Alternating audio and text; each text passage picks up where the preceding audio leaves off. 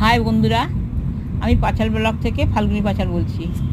শুভ সকাল বন্ধুরা, আশা করি সবাই ভালো আছো, আমিও ভালো আছি। আমরা এখন আছি মেঘালয়তে।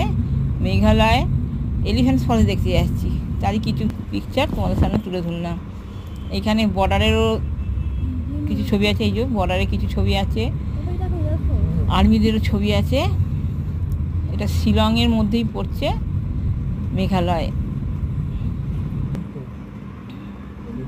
এই চেক পয়েন্ট, এখান থেকে এবারে আমরা এলিফ্যান্ট ফল দেখতে যাচ্ছি।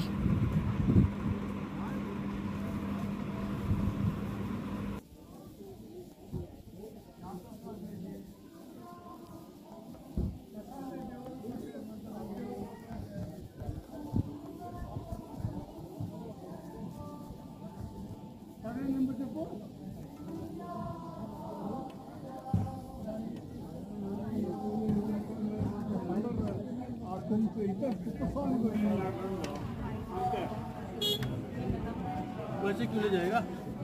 नहीं बात तो नहीं करी। ये गाड़ी क्यों ले गया? कौन? ये गाड़ी बोल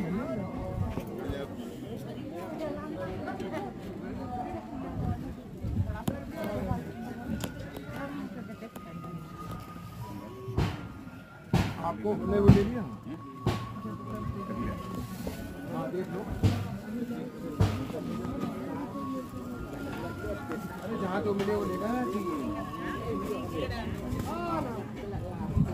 अभी यहाँ भी